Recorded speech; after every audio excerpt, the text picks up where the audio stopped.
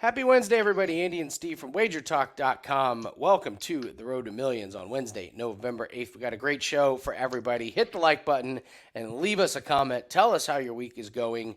We got a lot to get to, and you guys are going to want to stay tuned on Friday. So make sure you're joining us on Friday. We got a very big announcement that will change the landscape of humanity.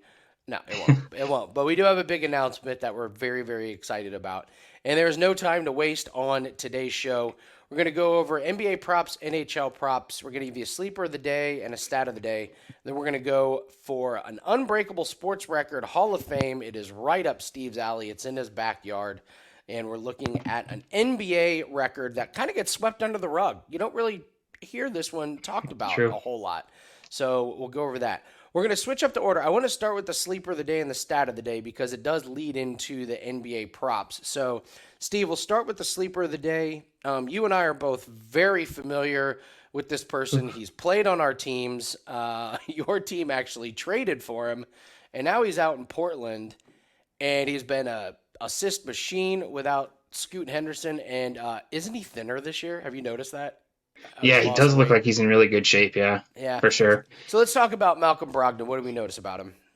So in the two games since Scoot Henderson went down, his assist numbers have just went through the roof. He's had 11 and 10 assists in those two games, and what's even more intriguing is the potential assist here, 20 and 21 in those two games. He's been on the floor a ton as well, 39 and 44 minutes in these two games, and I mean, admittedly, one was an overtime game, but he only played 5 minutes, so he's basically averaging 39 minutes a game. He's averaging 39 minutes of regulation in the last two games, and in that overtime game, he only had one assist. So put him down for 39 minutes, 10 assists, 20 potential assists in each game.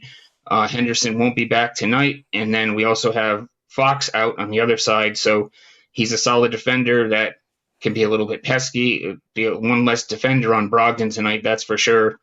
The number has a little bit of juice on it at 7.5, but it has my attention for sure. It's a play for me today. They're so thin in the backcourt. Simons is out. He has to play a lot of minutes. This is one of those beautiful situations where there's really not many other options. I mean, between Simons and Scoot Henderson, that's damn near 60 minutes worth of playing time. So as long as he stays out of foul trouble, he's going to play a lot. I will also add Sacramento is just horrific right now. They just got boat raced 2 games in a row at Houston. Like Houston putting up 107 and 122. So it's amazing. Like you worry about the blowout, but if there's going to be a blowout, I think it's on Portland's side. My guess is it's close. I don't think Portland's blowing out anybody. So I think it checks all the boxes for a big Brogdon game. We're looking at opportunity. Does he have opportunity? Of course. Does he have the talent to get there? Absolutely. And, dream matchup. So I'm with you. I'm surprised this isn't 8.5. I don't know where they got 7.5. I don't know if they're taking his average for the season. That Yeah, may but be what it is, but I'm not sure. I mean, it could be. But even if you look at the games before Henderson went down, he was getting five. He was getting most of the games. He had like 5 or 6 even in those games. So I would expect this number, though, as the day moves along, it probably moves to 8.5 later in the day because it does. I think it was like negative 130 last I checked. So Yeah. so it could move up to 8.5 as the day moves along, maybe at plus money. But even at that, I feel like it's a potential here for another double-digit assist game for sure. Yeah. Shout out to Brogdon. I always liked him when he was here in Indy. It was just health. And then I loved the trade for Boston. And then it was kind of like, man, there's just like one too many guards. And then he got hurt in the playoffs. So I'm always going to be pulling for Brogdon. I'm happy he's got a nice situation there. So Yeah, I loved him here too. He's just such a spark. You know what I mean? Off the bench, he's such an instant scorer. He's actually been doing well with scoring as well. So I mean, you could look towards a points plus assists even in this one as well. all right, so that's Malcolm Brogdon. Stat of the day: William Nylander has a point in every game this season, 15 straight games. His longest streak last year for consecutive games with a point, 7.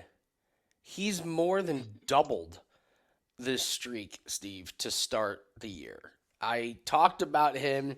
I have not had the onions to pull the trigger on an under on William Nylander, but it's coming.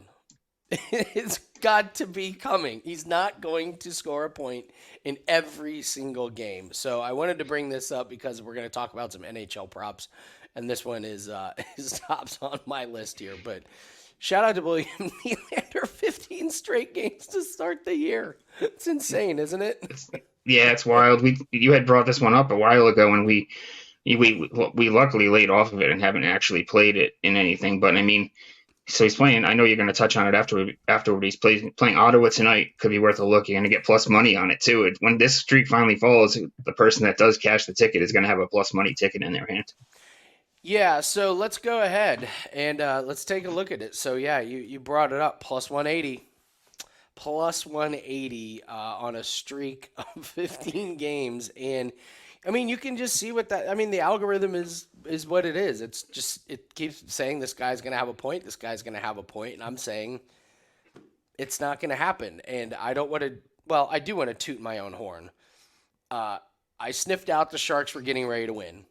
And we cashed an NHL play because we took their team total on the alt line and parlayed it with something else. We did not go with the Flyers to win, and I know you said it seemed like a bloodbath because everyone's just, oh, put them in. The streak is they're never going to win a game, right?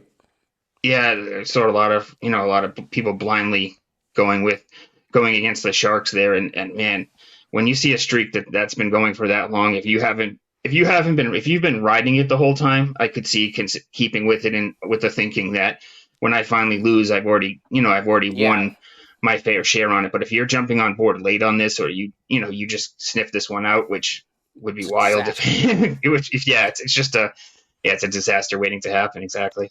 All right, so let's look at Nylander. Plus 180 to break the streak. And damn it, unfortunately, Ottawa gives up a shitload of goals, man. 27th in goals allowed, over 3.5. They give up over 31 shots on goal. I can't. They're they give up the most penalty minutes. It's just like I look at it and I go, God. I mean, he's due, but is this the spot? I think I'm gonna wait it out one more game. I'm gonna hope he gets to 16, and then I'll take a look and see. In fact, let's pull up. Let's pull up the schedule here for the Toronto Maple Leafs and see if we can pick our spots because it's coming to an end, and when it cashes, you're just going to get incredibly a beautiful, like almost 2-1. So, all right, so they got Ottawa, Calgary gives them maybe Vancouver, but I look at their schedule, man. Ottawa, Calgary, Vancouver, Detroit, Minnesota's an over team, Chicago's an over team. They are just loaded with overs. He keeps getting there. I don't know when the right time is, Steve. It's funny because I looked at it this morning too, and I was looking at the Ottawa game, and I was like, man, does this just have the potential for them the Maple Leafs to put up a ton of points here? And if you see a 4 or 5 on the board, you're almost surely going to see his name, whether it be an assist or a goal. You're almost going to Yeah. The other thing though about him is he's not killing this number 1 1 1 1 1. So he's not like getting multiple props. So I don't know. Tonight may not be the night. We'll just see. So he plays Wednesday, Friday, Saturday. And then they don't play till Friday. He gets like 6 days off. Maybe this Saturday is the one on a back-to-back. I'll keep an eye. Maybe that's what I'll do. I'll lay off tonight, and then Friday and Saturday has got a back-to-back. I know they're at home, but maybe you play it there. So, there was one streak that I wanted to bring up here. I think this is going to be an official client play for one unit tonight, Steve. You're getting minus 130 on TJ Oshie to not have a point. This guy has 1 point this season. He's the opposite of Nylander. And the Capitals are bad. Like, they cannot score. They're 12th, or the Florida is 12th in goals allowed. They're 5th in shots on goal allowed. And when you look at Oshie, he has 0 shots on goal the last couple games. Like, he is just, like, he's not getting there. And I think at minus 130, I think this is one where we can ride this streak a little bit. What are your thoughts? Yeah, I agree with you that this seems like a spot where Yeah, he's like the anti Nylander basically, right? So with that, when you mentioning that he hasn't taken shots recently, it seems like a great spot here to take the under on Oshie. Okay. So, do you have anything else in NHL? You want to talk about the Uh, Sharks right wings? yeah, that was one that I cashed on last night. Is that I cashed on Forrester over 1.5 shots on goal. I've been looking at the shots on goal props again, and he had it was juicy, but it was 1.5. He had been clearing it for the most part, and the Sharks basically any starting right winger that has faced them this season has had at least 2 shots on goal. So if you see a number with a starting right winger 1.5 or less, obviously it's a number that you don't see very often with the shots on goal, and it's going to be pretty juicy, but it's worth a look. For tonight, though, I'm looking at Trevor Moore over 2.5 shots on goal.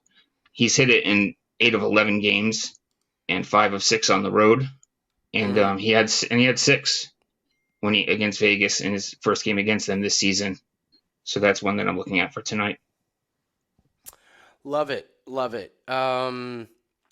Yeah, we hit an alt total on NHL, and I'm thoroughly enjoying the very very low volume. I think by hook or by crook, the reason we're getting low volume is because there's like what is there 3 games tonight? What was there 10 last night? You're just like, what are you doing NHL? So I talked to Yeah, Carmine. Carmine says it's getting ready to even out. So I'm really really taking it easy with these NHL and NBA props, and they're going pretty well. So love that more look. So.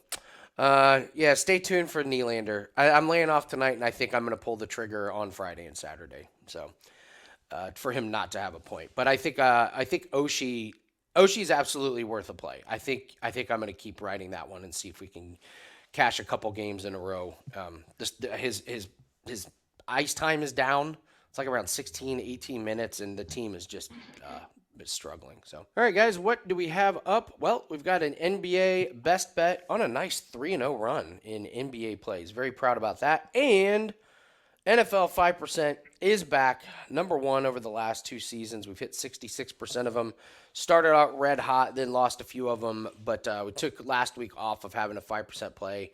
And this weekend, ready to rock. So go grab that at WagerTalk.com. Got a promo code ALL30, ALL30. It's $50 off a 30-day pass. That will get you all plays, including the 5% this weekend. It gets you all of our cross-sport parlays, get you NBA, NHL, everything. So having a really, really good run. Still top 3 in units gained. So we're keeping that up. But go grab that NBA best bet today and grab the NFL 5% best bet as well. All right, let's talk about some NBA games and some props here. I do think there's some value tonight. This Utah Jazz and Indiana Pacers, by all accounts, it should be a score fest. It looks like both teams have all their players. Totals 241.5. I will tell you, sometimes these totals, man, they're so high. Everything has to go right to get over this 241. Last time I was on NBA Tip Off, they talked about the Hawks and the Thunder. On paper, should have been a score fest, and it wasn't for 3 quarters. And then they had a 70-point fourth quarter. So yeah. I do think this is a good spot for some overs. You've got Halliburton over his assist. I mean, I think it's a good spot if you want to look at some overs on this one. You got anything on this game, Steve? No, not. I don't have anything on this one in particular, but I do agree when a 241.5. Jesus, that's just you need to have everything go right to hit that one, like you said. And They can. they They can can. do it. These two teams definitely could do it, but I lean towards the under when I see those big numbers usually. I also like that they have their full lineups. That means they have their full bad defenses in. As crazy as that sounds. You know what I Yeah, mean? it's so true. So, Celtics and 76ers. I don't want to take very many props in this game because Boston's been good on defense. I think Philly was ready. I think Boston and Philly have been ready for this game. There is one play that jumps off the board, and it may be my favorite tonight, and it's actually in this game. What do you like in this game? I'm actually looking at. It's not my favorite play tonight, but I'm actually looking at the Porzingis threes that we had talked about when the season began.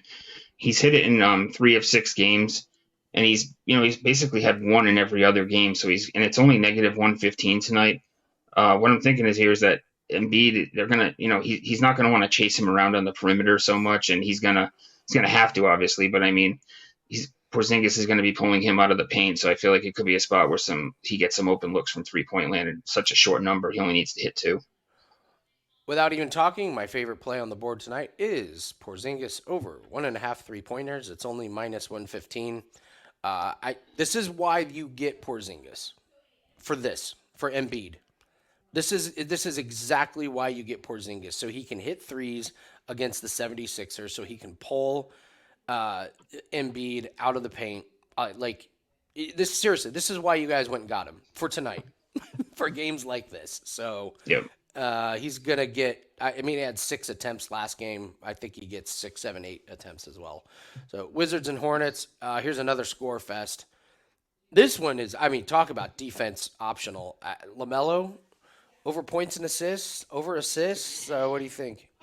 I don't have anything that I particularly love in this one, but I'm always looking at the LaMelo assists, and in a high scoring game like this, you could definitely do worse than going after his assists. He's been money so far this year. Spurs and Knicks, as infuriating as they are, and as frustrating as it is to watch, I actually like Julius Randle over 19.5 points.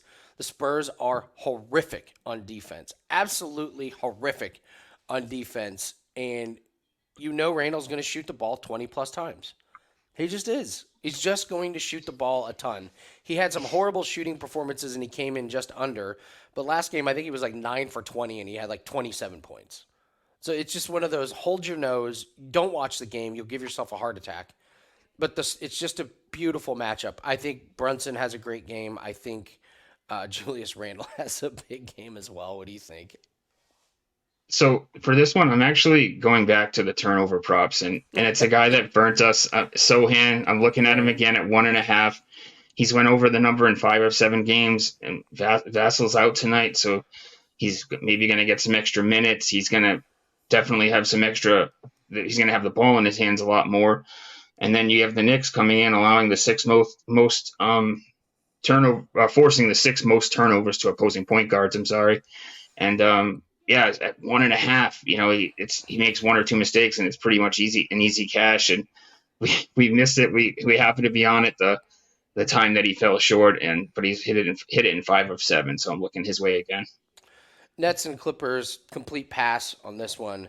Corbin was saying, do we take under assist props on some of these Clippers guys because it's like when one of them gets the ball, they just shoot it. Yeah. Like, and I can't argue with him on that one. So I was looking at team total under on the Clippers until they get their act together. I like the Nets. I actually enjoy watching the Nets. I'm enjoying the Ben Simmons season. It wouldn't surprise me if the Nets won against this loaded roster.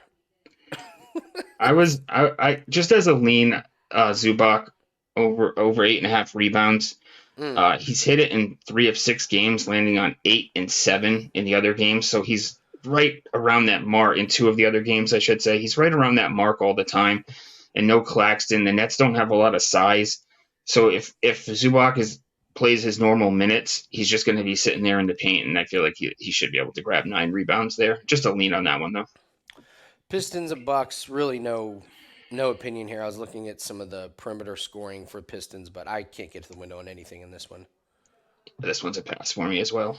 Lakers and Rockets, you're gonna laugh. Anthony Davis over assist keeps hitting. I think it's just because he plays so many minutes, he just falls into a couple of assists here or there, and it's so low. Like if you're into the alt lines like I am, they keep putting a really really good price on over 1.5. He gets there every single game. Now he got hurt last game. Shocker, that didn't take long.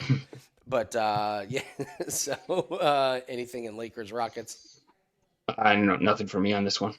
Cavaliers and Thunder pass on this one. Pelicans and Timberwolves. I would look at some unders on Pelicans. Maybe under points for Valanciunas. This Timberwolves is the number one defensive team in the NBA right now. Their defense looks legit. So there's no way I will play overs on opponents of the Timberwolves. If anything, you're looking at unders. Anything on this one?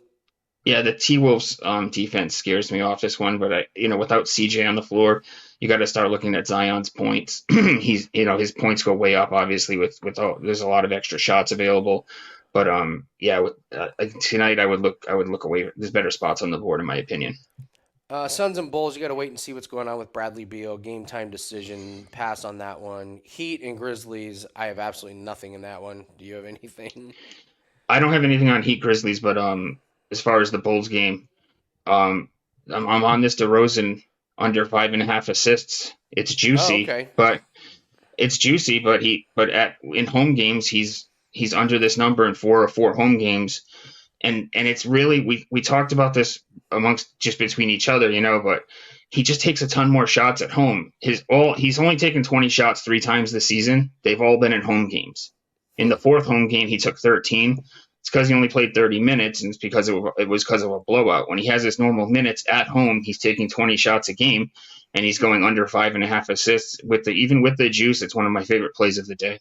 Nice, nice. Heat and Grizzlies, pass for me on this one, right? Passing for me as well. Raptors and Mavericks, kind of trying to. I think maybe I'm looking at Kyrie assists over, but in the end, I can't quite get to the window on it. I am enjoying some of the Raptors on the alt lines assists because they all kind of share the ball a little bit. And you're seeing like Schroeder gets a ton, but also you're seeing Pascal Siakam's going over. Scotty Barnes is going over. In the end, can't really get to the window though. Yeah, nothing for me on this one. Warriors and Nuggets, Jokic is a game time decision, so gotta wait and see. If he does play, you're going back to his assists over at home, right? Yeah, for sure. When he at home, if you get it, at 8.5 or even a 9.5, he's been going over. I know Murray's going to be out tonight, so we'll let's wait and see what happens with Jokic. But Gordon, his numbers shoot way up Yeah. when Murray's not out there. His numbers go way up. His numbers increase more than anyone else on the team. So if I'm hoping that I'm hoping Joker plays, and then we get a nice low number on Gordon, and we can take his over on a PRA or rebounds and assists or something like that. And Trailblazers and Kings, we went over Trailblazers and Kings with Malcolm Brogdon. That's the best one on the board for that one. So, all right, Steve, let's get to the Unbreakable Sports Record Hall of Fame. And we are talking about one that we said kind of you don't really hear that much about. 8 straight NBA titles for your Boston Celtics, 1959 through 1966. This one seems unattainable. You want to start going through what you found on this team? Yeah, it really does seem unattainable because, I mean, no team has had more than 3 since the 2002, 2002 through 2002 Lakers, and that's the most that anyone's had in history. You know what I mean? So, I mean this 8 straight titles. It's just they were so consistent with their roster. It never really turned over. I mean, obviously the fringe players, but Bill Russell, Bob Cousy, Heinsohn, Sam Jones were always there. Auerbach was the coach until he stepped down, and they lost the streak after he stepped down. So yeah, with free agency and things now in the NBA, they built these super teams, but they don't stick together for very long. And then next thing you know, you have the next super team come along. So this record, just the fact that no team has had more than 3, and you need to get up to 8. Man, I mean, it's a first ballot for me. Yeah. So you go back to Jordan, 3, but Jordan, the wear and tear. Jordan took 2 years off. I mean, Jordan. Huge Jordan fans absolutely hate when I say that. So if you're around an obnoxious Michael Jordan fan, all you got to do is just bring up that Jordan had to quit for a couple years. That he just say he couldn't hack it. It's just not for everybody. The long grind, you understand. You got to take a couple years off. So Yep. just try that. Try that when if you're around an obnoxious Jordan fan. I have a couple in my lives, and man, do they hate that guy, Andy. Screw you, man. Hey, listen. When was the last time you quit for 2 years? So anyway, so hey, you have that. So Just picture this, Steve. Picture the Nuggets winning 7 more. Like, it's like, Joe, yeah, like joke the wear and tear on Joker and everyone on the team for that matter. No way, no way. Yeah, it's laughable to think that. the reason why they were able to do this is just the contracts. They kept the core. They had their best players. And with the NBA contracts, it's just there's no shot. And then you add in the injuries. I mean, the Warriors are seen as a dynasty. They're not even close. And they've kept their play. And that's a team that actually has kept Clay and Yeah, Steph and Draymond. And like we saw it last year, the Milwaukee Bucks, prohibitive favorites. Giannis gets injured and they lose in round 1. The league is too good.